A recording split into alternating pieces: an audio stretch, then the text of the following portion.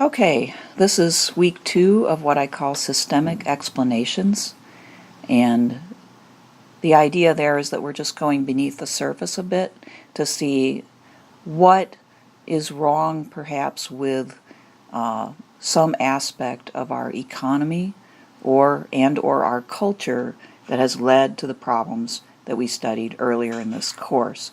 This week we'll be looking at the rise of a new type of economic power, the corporation, and also some theories as to why other elements of society have not been able to provide pushback or counterbalance to the corporation. So we're going to be looking at 3 authors that I think go well together.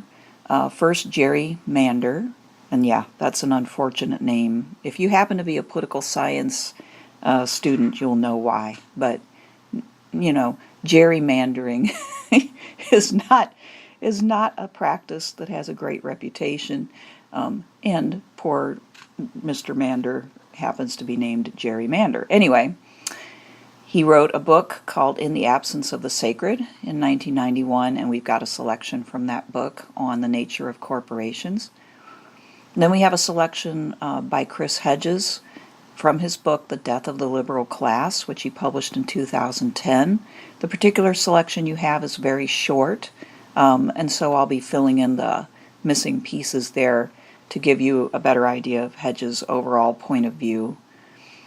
And also we have Naomi Oreskes. We have a chapter from her book, Merchants of Doubt, How a Handful of Scientists Obscured the Truth on the Issues from Tobacco Smoke to Global Warming, from 2010. And we've got her chapter on the tobacco industry.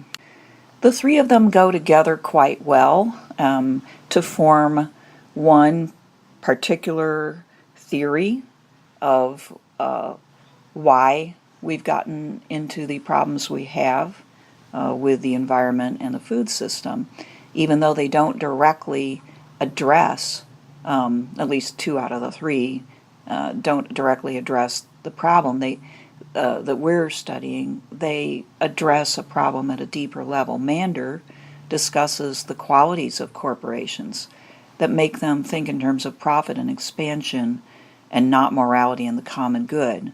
And corporations are to be distinguished from smaller businesses, private businesses, and Mander thinks that that the corporation as an entity has a different mandate and a different kind of life from the smaller business. So we'll take a look at that.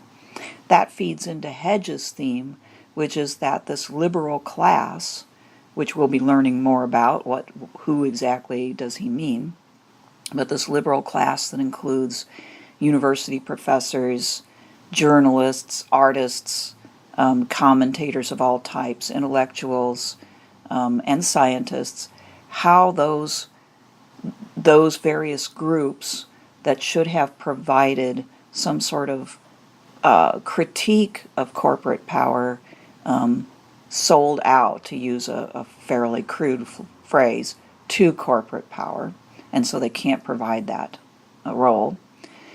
And then we have Orestes providing a particular example of that type of selling out, an example of both the amoral quality of corporations, and she's looking at the tobacco industry in particular, and the selling out of scientists, journalists, and academics for corporate power and wealth.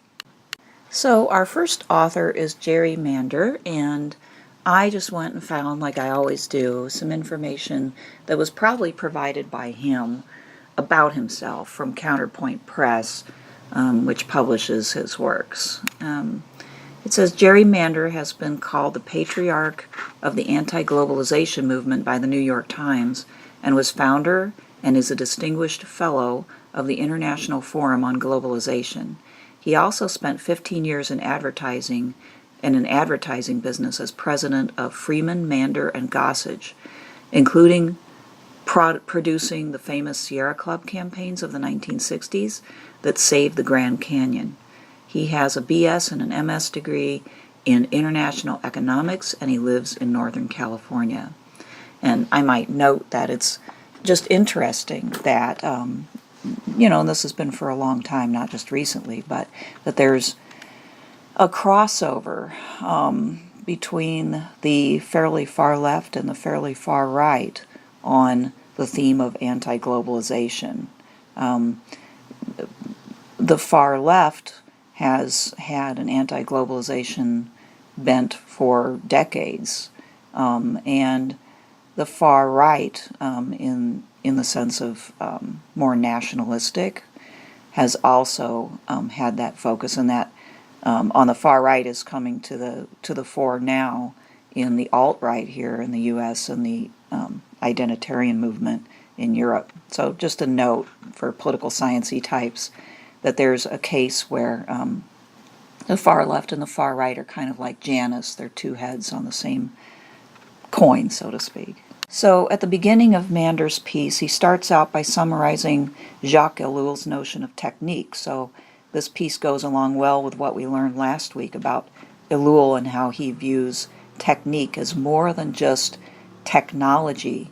Mander summarizes Ellul's view very well here when he says technique is machine logic extended to all human endeavors. And then Mander goes further and applies Ellul's critique of technique specifically to corporations. He says the corporation is, quote, an autonomous technical structure that behaves by a system of logic uniquely well suited to its primary function, to give birth and impetus to profitable new technological forms and to spread technologic around the globe. I'll put the emphasis on autonomous because throughout this short piece that you have, he wants to argue that the corporation is unique as an economic entity because it is not controllable by any one person or group of people. It has become, in his view, autonomous. Corporation is defined as a company or group of people authorized to act as a single entity, legally a person, and recognized as such in law. So a corporation can be fairly small and can be not publicly traded. In other words, it can be closer to what we would normally think of as the private family business than most of the corporations than we're actually going to be talking about this week. When we speak of corporations here, I think we're really thinking more of the type of very large, globalized, and publicly traded corporations.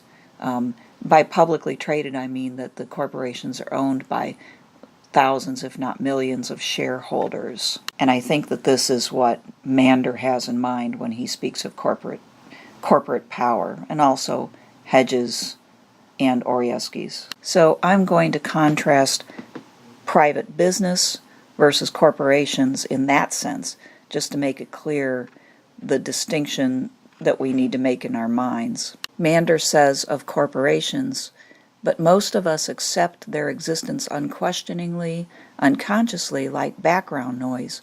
We don't focus on them as the primary players they are, and we have very little understanding of why they behave as they do. You can't say that of a smaller business. A smaller business that might reside right in your town. You know who the owners are. They probably live there. They certainly have a physical structure there, or at least a physical presence where you live. But the corporation, while it may have a presence in your community in the form of a particular store, that's what it has, if anything, that physical presence in the store. But nobody in the store is the owner of that particular business. They may be the manager or the franchisor.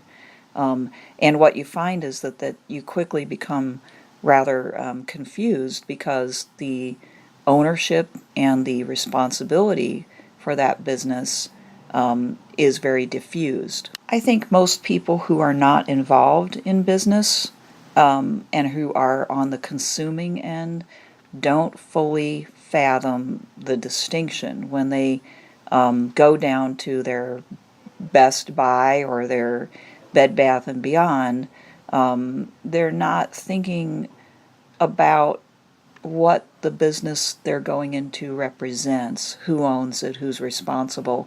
But if they are sold a product that is defective somehow, then they run up against the who's responsible question, and it usually comes to the manufacturer of the product, not the place that you bought it from, right?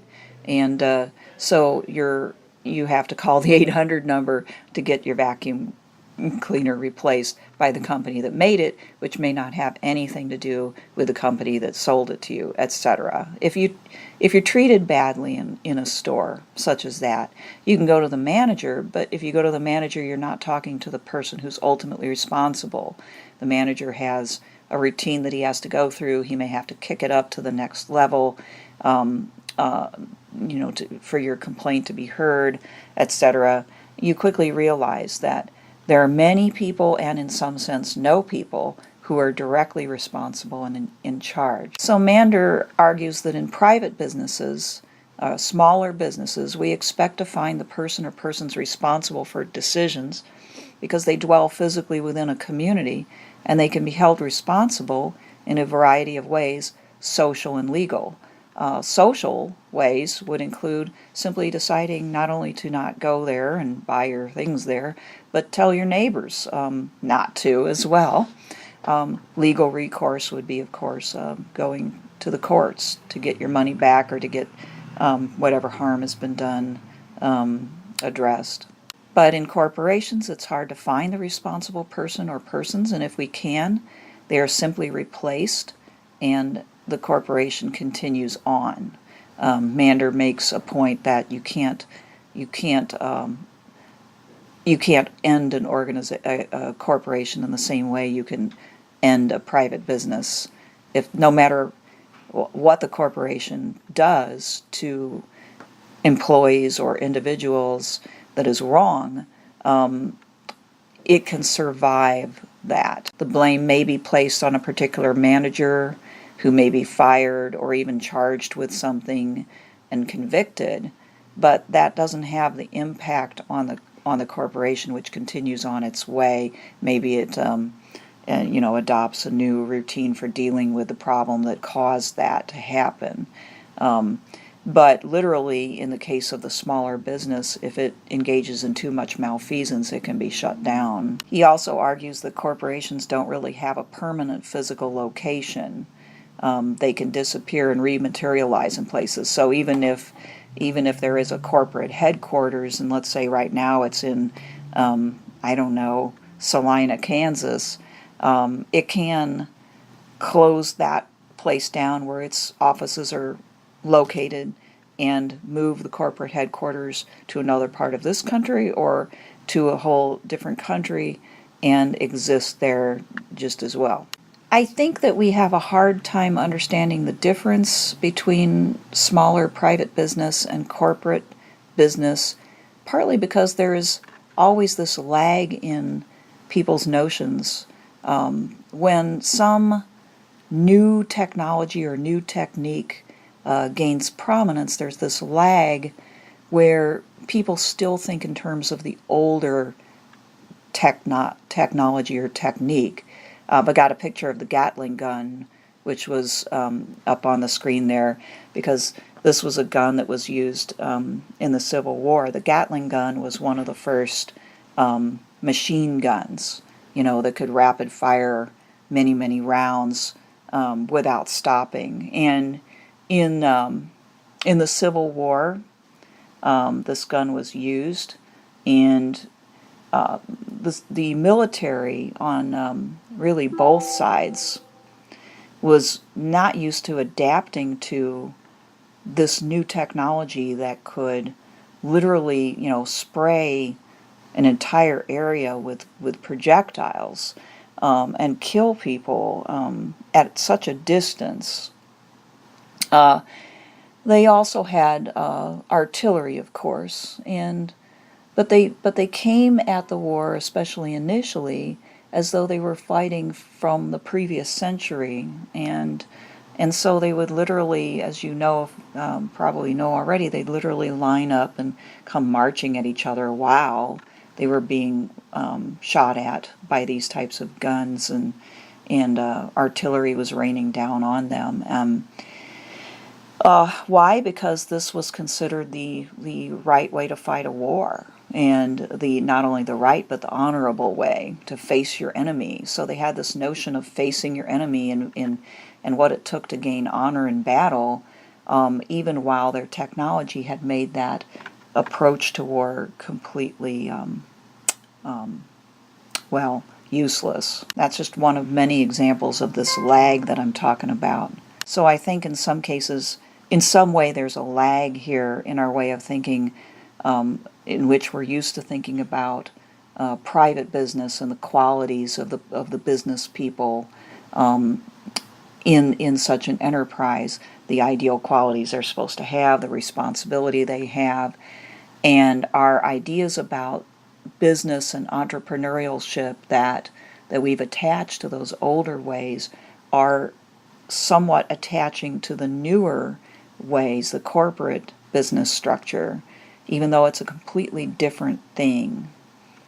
Or at least so, our authors this week would seem to be arguing. Whereas the private business owner is responsible to himself and his family and the community, the customers that he serves in that local area, the structure of corporations and their legal existence mean that they are responsible to their shareholders to turn a profit, and they do that by continuing to expand all over the place. And their shareholders are everywhere and nowhere. Many people own shares of companies through their retirement plans, for instance. They have no idea what companies they even own one small, tiny sliver of, because they're held in mutual funds, and mutual funds are bundles of stocks, and most people never look at the intricacies of those funds that they're investing in. Shareholders may be from all over the world too, and so a company is literally owned the corporation is owned by so many people who don't even fully fathom that they own part of said company. And certainly when on the consumer end, when you're buying products from said company, you have no way of knowing who owns it. And even if you could possibly figure that out, they wouldn't be responsible. The corporate leaders, like the CEOs, are responsible to the shareholders, and their responsibility is to do everything they can to make a profit, and that's a legal responsibility of them.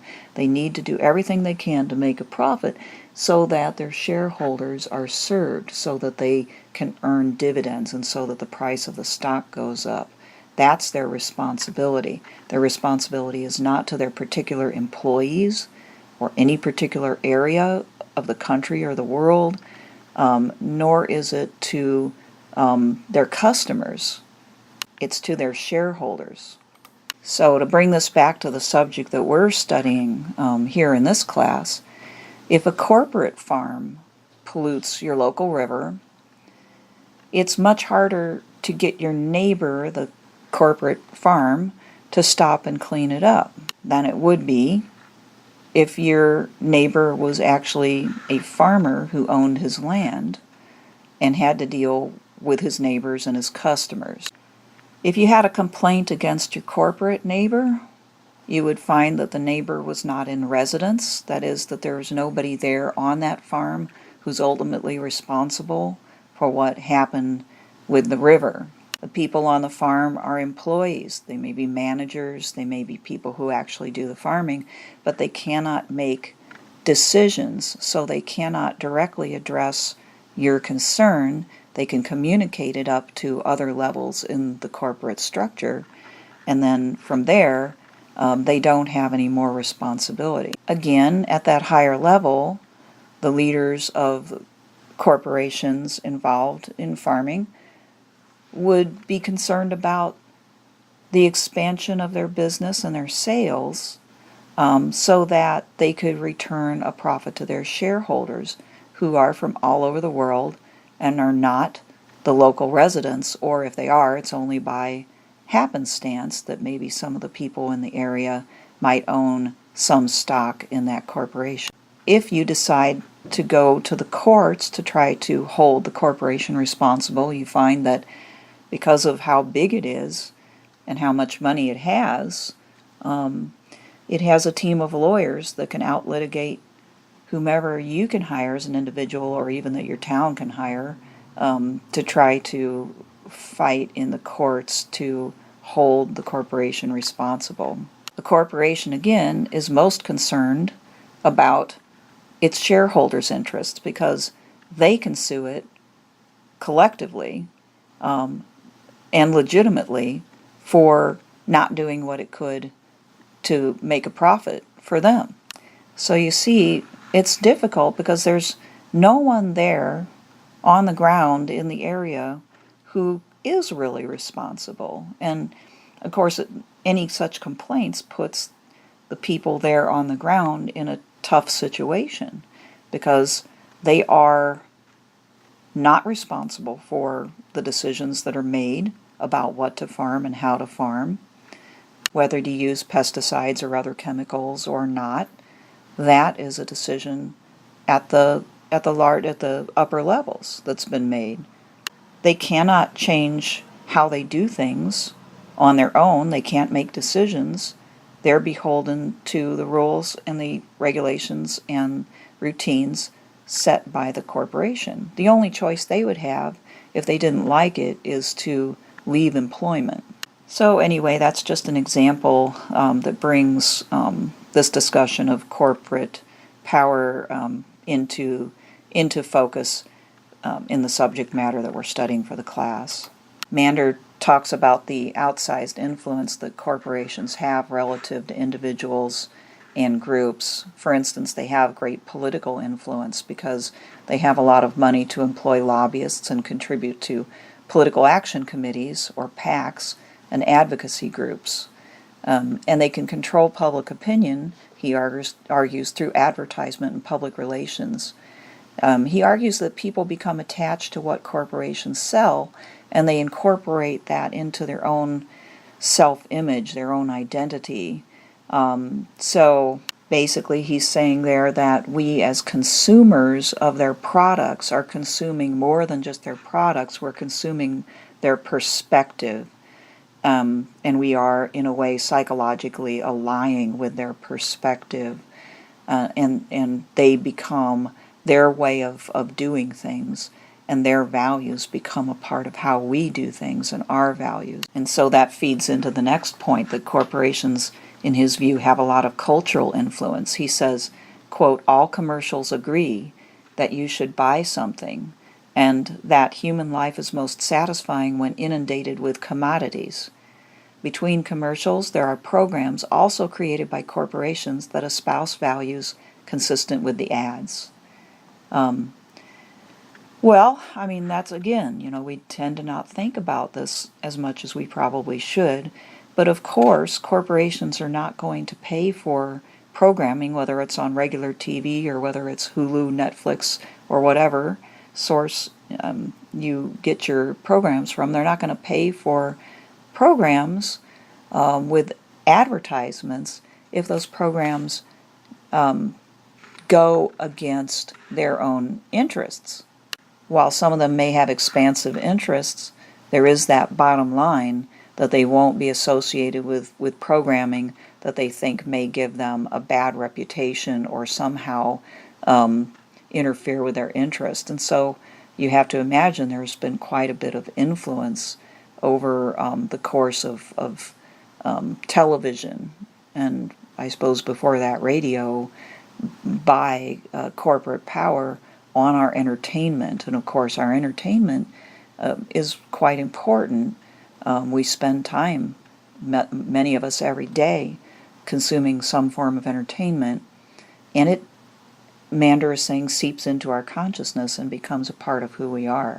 Mander raises the question of, what is the corporation? Is it a person? He says a corporation is not a person, but it is treated as a person when it comes to the right to buy and sell property, make contracts, sue in court for libel or slander, etc.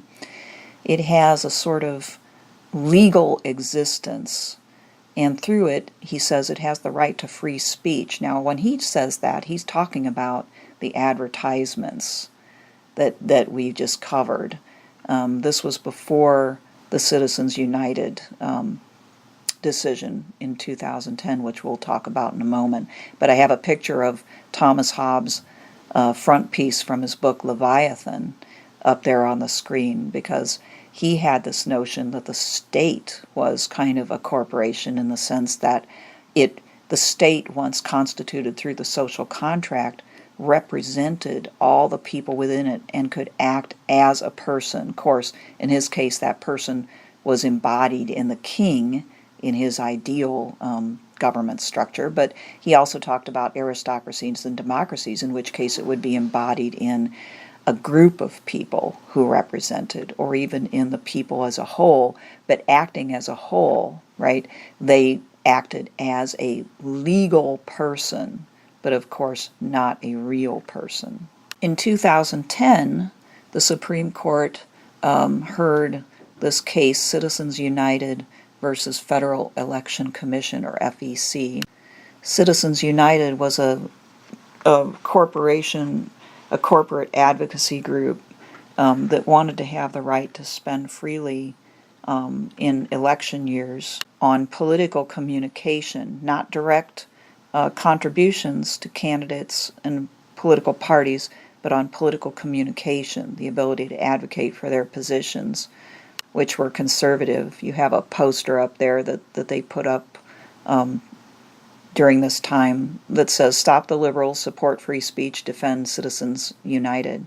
So the Supreme Court, in the end, prohibited the government from restricting spending by nonprofit and for-profit corporations, unions, and other associations for communication, including political communication. Okay, that meant that not only groups like Citizens United, which was an advocacy group, but also for-profit organizations and labor unions, and pretty much any association, including, of course, the type of corporations that we're addressing in today's lecture, were allowed to spend as much as they wanted on communication, including political communication, which could have a bearing on elections. The Supreme Court ruled that this was a matter of free speech, and that such entities had a right to free speech, as did individuals. So here we have the corporate individual, the legal individual,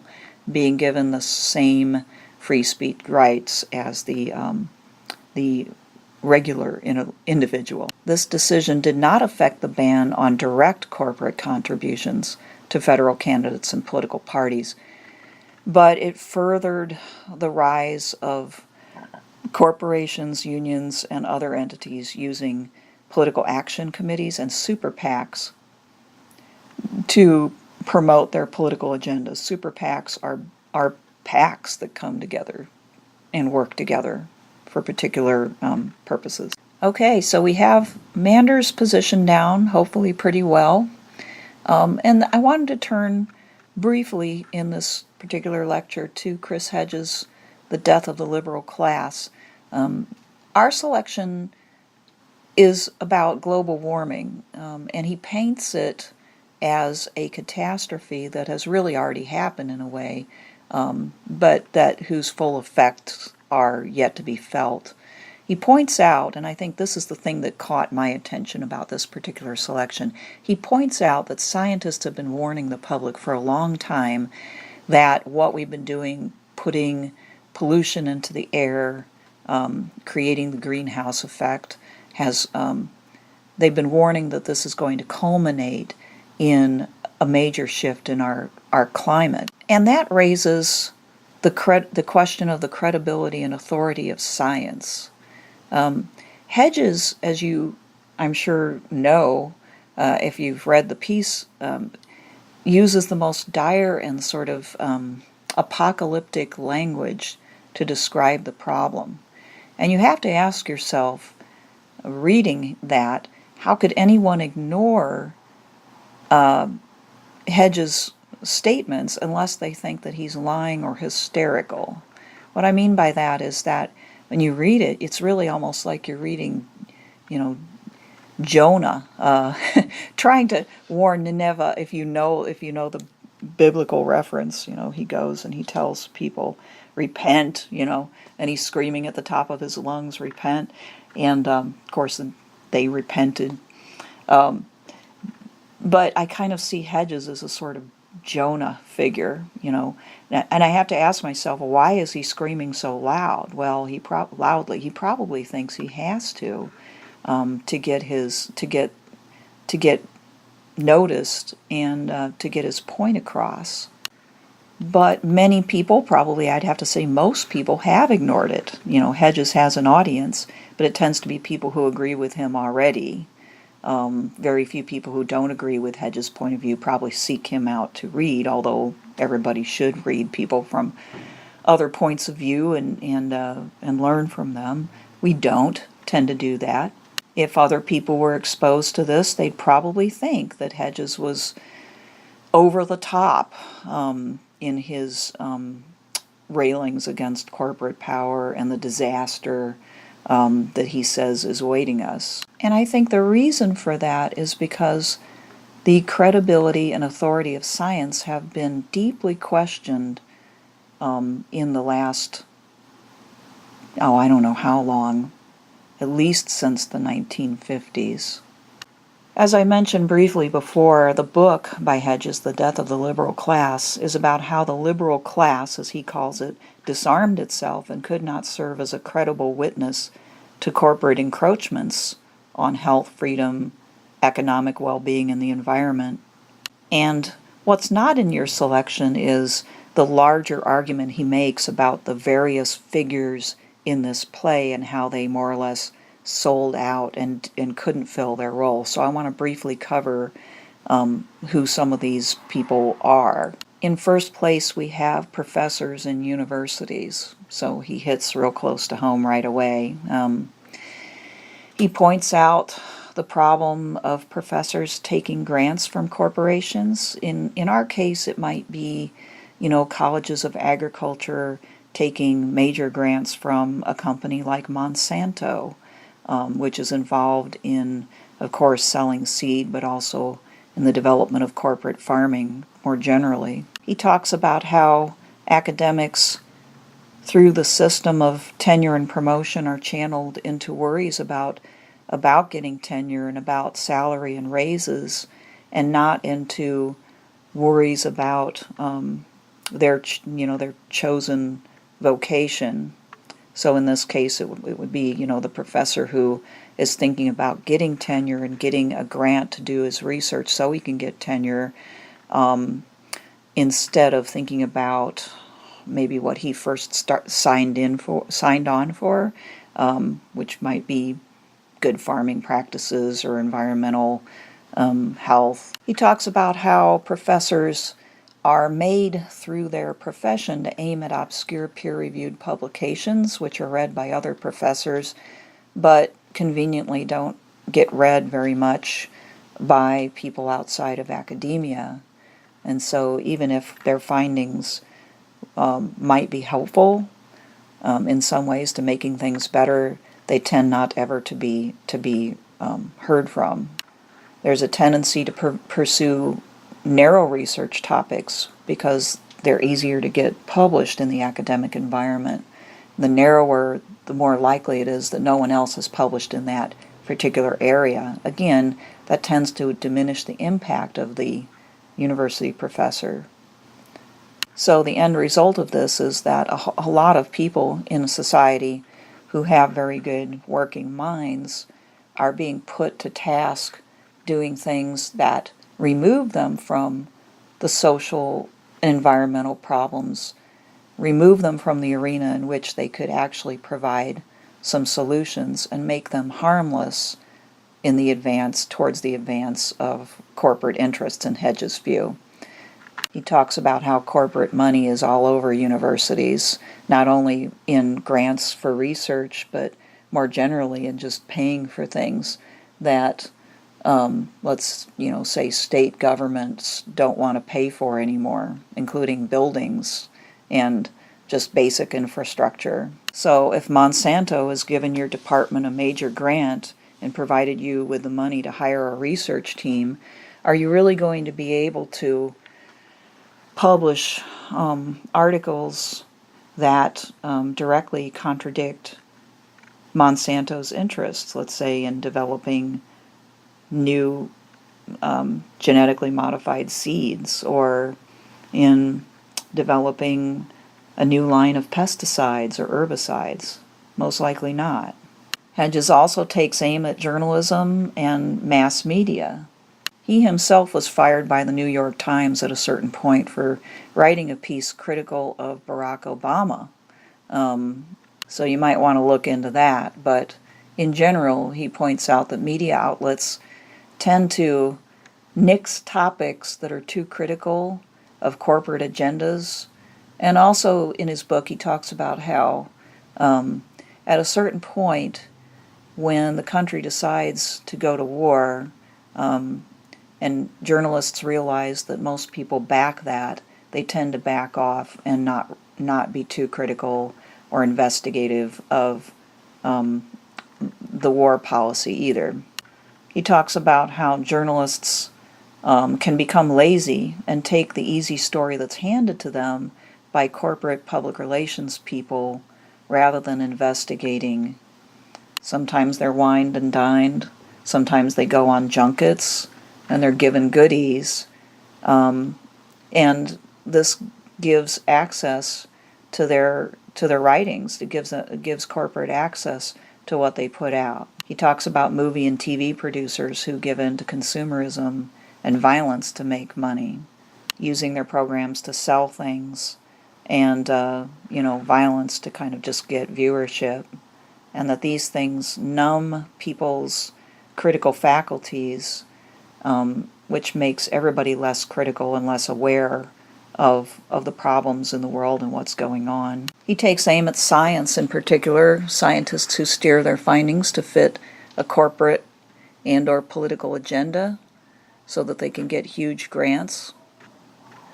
Scientists who let their ideological views steer their research, and scientists who bend their research to their employer's agenda. Since we're going to talk about that more with the tobacco industry, I won't belabor that point here. Also, of course, he takes on politicians who refuse to fund universities, putting them in the position where they have to take corporate money to survive. Politicians who take corporate PAC money to run their campaigns. Politicians who accept legislation written by lobbyists because it's easy and it pays back their supporters, and politicians who promote ideologies that are cynically in order to gain public support. So anyway, all this leads back to the question of the credibility of science. And I'm raising this question because in the next lecture, well, at least in the final lecture having to do with the tobacco industry, we'll see the incredible nexus between very reputable scientists and universities and the tobacco industry. So the question I'm raising is, should it surprise anyone that people have become extremely skeptical about scientific findings?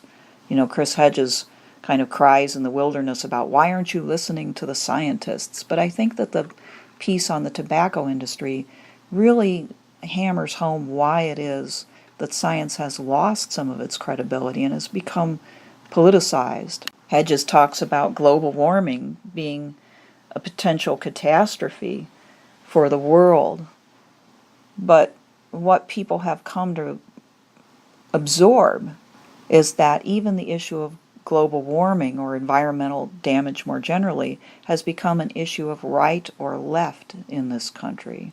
On the right, we have those who say that global warming is a socialist myth, more or less, that it's designed to get people to abandon free enterprise. And people on the right, if they address the environmental problems at all, tell the ideological story that capitalism and technology will solve any remaining environmental problems we have much better than government, which tends to screw everything up. On the left, we're told that global warming is leading to an environmental Armageddon, and that Republicans and conservatives generally don't care about that and want to ruin the environment. So we get this, the polarization and the heating of emotions, and we have scientists on both sides of this. On the side that global warming is some sort of myth or scare, scientists can be found.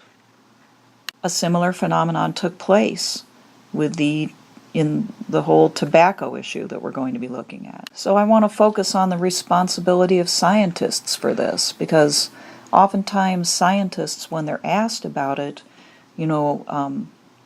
will blame anybody other than scientists for the fact that people only selectively believe them.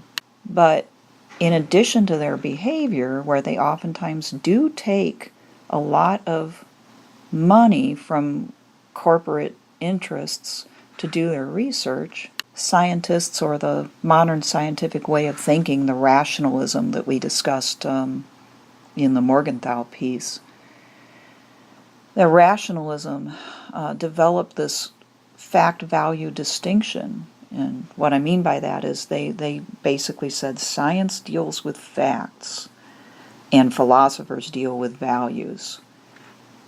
We will allow, people in the political arena and the intellectual world to come up with their values, but their values don't have any direct bearing on what we do as scientists, which has nothing to do with values and everything to do with facts. But when we look at values as separate from facts, then values become relative to your opinion, relative to your feelings, relative to your ideological agenda, and they lose their mooring in reality. And I think a lot of scientists still haven't quite absorbed this unintended consequence of the fact-value distinction. When you ask a scientist about how to view the scientists that helped out the tobacco industry, you more or less get the response that those scientists were not really being scientists while they made that mistake. And I think that's just worth contemplating, that response. They do not recognize typically that scientists are as susceptible to subjectivity as anyone else, because we have this long and deep story of scientific objectivity, but it is betrayed by the facts. And so that's just food for thought as we move into our next piece on corporate tobacco and the scientists. All right, bye.